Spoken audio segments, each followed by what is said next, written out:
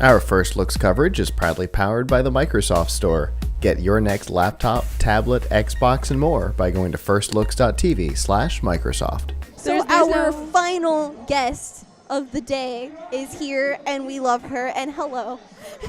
Oh, wait, can we hear her? Oh, hello. Oh, hello. Now we can hear you. Now you can hear me? All right. I got the mop out of the way, kind of.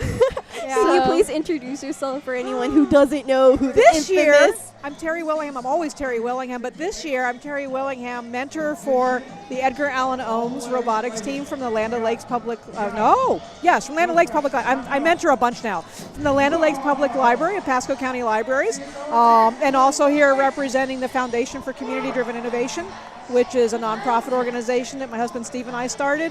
We're developing a robotics and manufacturing center in Tampa Bay. So Tell us about that. Oh, it's exciting. It sounds exciting. So while I was still working as a regional director for FIRST, I had applied for a grant from the Argosy Foundation, which was given to the foundation for the development of a robotics center. And it included enough funding for a full-scale FIRST Robotics Competition field, FIRST Tech Challenge field, and equipment and resources for FIRST LEGO League, FIRST Tech Challenge, and FIRST Robotics Competition. So over the course of the last year, we've been able to get a lot of movement and support in the Tampa Bay area for it, more funding, working with a variety of different partners. We decided to invest in Tampa Bay with the money, and rather than sending the money to another company out of state to just buy the field, we decided to have it manufactured locally. So it's being built by Electromechanical Solutions in Odessa, Florida, and they're doing a beautiful job. It hopefully will be done in the next couple of weeks, and we will have a permanent FIRST Robotics Competition field in Tampa Bay. And where's that based in? Nowhere at the moment. Okay. We're actually looking at a couple different locations. We've been working with St. Petersburg College in the hopes of placing it in Pinellas County, but we're also looking at Pasco County. So it's mostly a matter of finding the right facility and funding partners in that. But by the end of the year, we expect to have it in the ground and operational. So. And what are the goals of this operation? So the goal is to have a place where FIRST teams can come from all different level programs, especially the FIRST Robotics Competition teams that don't have anywhere to build or practice. There are similar centers around the country. So Kettering University has a FIRST Robotics Center, and they serve all the different programs. They have it in a repurposed gym, and they run summer camps and training programs and all sorts of things. So that's the idea, to do something similar here. You had Dr. Woody Flowers on earlier. He has been so helpful. In Chicago, there is an organization or a facility called AMRoC, which is like a giant incubator, accelerator, machine shop kind of facility. And when I was telling Dr. Flowers about what we were working on in Tampa, he says, you need to talk to Bill Feinup, who's a student of his at MIT, and talk to him and compare notes. And so we've actually talked to Bill in Chicago a couple of times. Bill's been very helpful. We have another call lined up with him soon. So it was really cool that Dr. Flowers has been helping facilitate this a little bit. It sounds really cool. Yeah, and he was asking about the progress of it and stuff, so it was kind of neat. But that's been really exciting to be able to do that. And it's going to have a lot of functionality as well. So the issue with a lot of these spaces, and people have tried them before, is that they may not be sustainable, right? How do you generate income?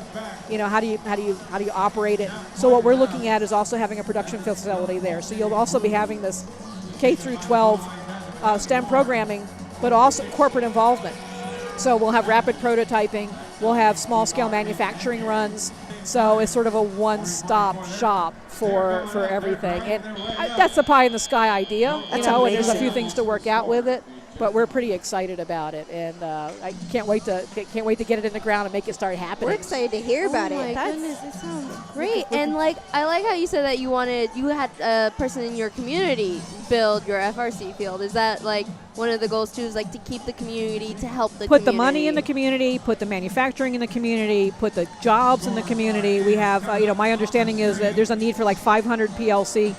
Programmers, which are the CNC machine programmers, needed in Pinellas County alone.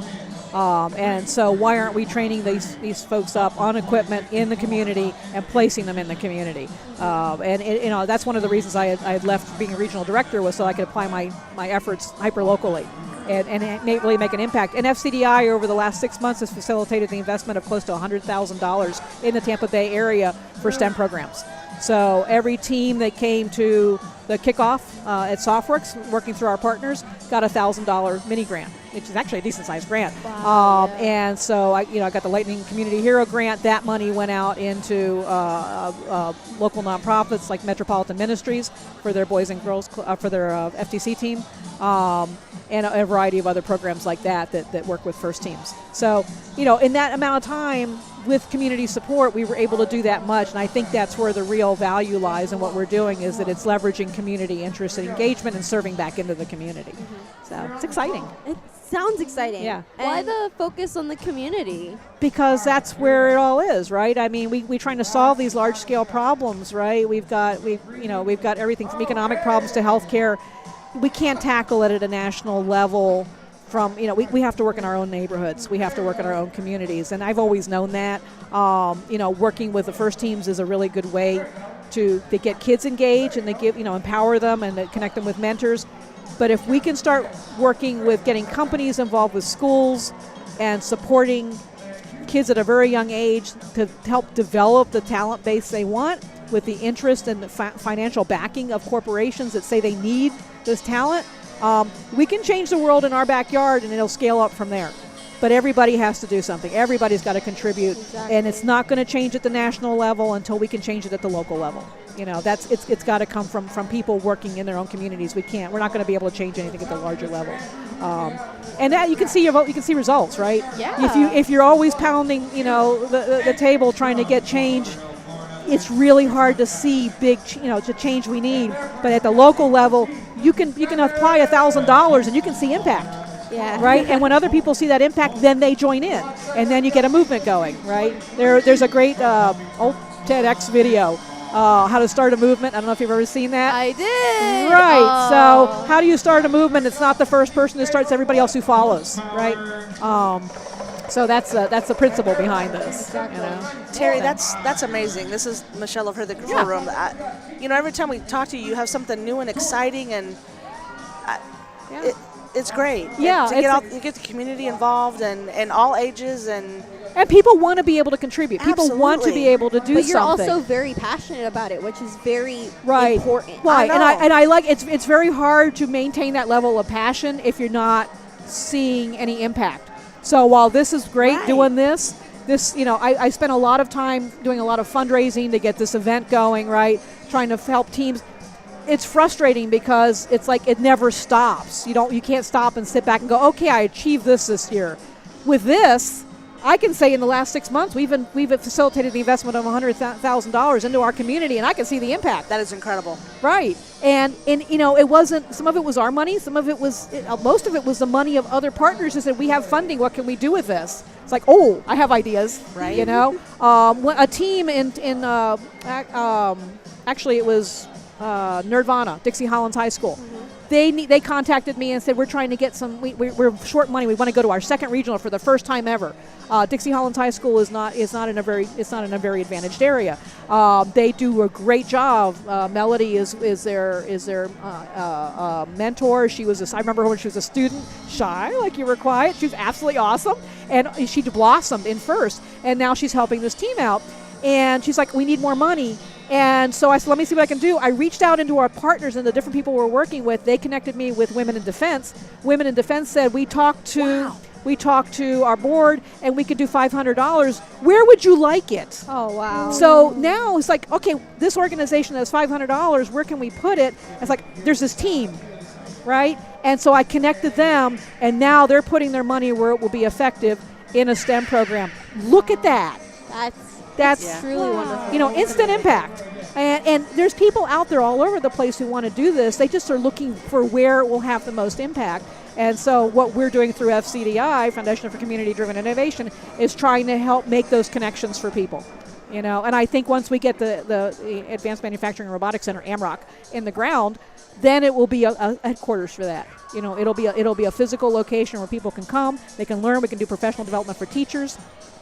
We can do training for coaches and mentors in FIRST, in VEX, in a variety of different platforms. And the next great thing that we're working on, right? Yep. And so, it'll be a platform. It's a giant makerspace on steroids. That's amazing. Yeah. That's amazing. So I'm really excited about it. And I couldn't get there. I couldn't get to where we are without having done this. Exactly. Right. So everything is part of the journey. And it's really easy to look back on something you did and say, oh my gosh, I spent 5 or 6 years doing this. That really wasn't what I wanted to do, but you couldn't do the things you're doing now Exactly. without having invested that time previously. Exactly. So, Exactly. so you were a FIRST regional director. Yep. And you were here, and you were busy all the time. How is it being here This is year? lovely. This year. I just hung out. I talked to Dr. Woody Flowers Just for a chilling, bit, chilling. You know. Teams still come up to me, which is great. I've had a great time catching up with the teams. That has to be like But I pretty could just awesome. kind of sit and hang out. I hung out and talked to Hank van der Wal from the Netherlands team for like 20 minutes downstairs. People were rushing by. I know what they were doing because I did it for a long time. It's like they're having a problem somewhere. I'm going to sit here and talk to Hank. It's awesome, you know. It must be pretty interesting making these connections while you were working, and then being able to just settle in it now this year. Yeah, Like, you get to- It took a little doing the first day. It felt weird to sit up here and see everybody doing stuff and knowing what was how it works. Yeah, It's what needed to be what we- done and who's doing what and I'm what's just like happening sitting now. up there twiddling my thumbs thinking, I don't know if I'm sad or upset or what. But then once I got used to it, it's like, oh my gosh, I'm so glad I don't have Yeah, to you're do that. content. Yeah, yeah. awesome. And I was prepared to be here at 7 o'clock in the morning, and then I realized, I don't have to do that because that was for a staff meeting. So I don't have to be. The team doesn't have to be until 8.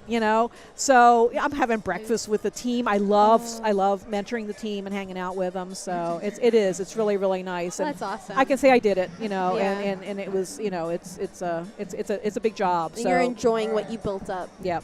That's awesome. So it is. So I just you guys are awesome. I love seeing you every We year. love seeing you. And every year. how well, much not you just every year, all the time. yeah, exactly. Yeah, it's more than once a year. So, so this is all exciting stuff, and we're going to keep doing exciting stuff, and we'll have more stories to tell you next season. I can't wait. Yeah. I can't wait. So- You have the best stories. We always love having you on, Terry. Oh, thank you. On This behalf is great. of Scott and I and the entire PLUGHITZ team, you inspire us. Oh, Yeah, thank you you. really Well, it's mutual. So it's we all keep each other going, and that's the important part. That's So, true. all right. So, go team. Thank you so much for right.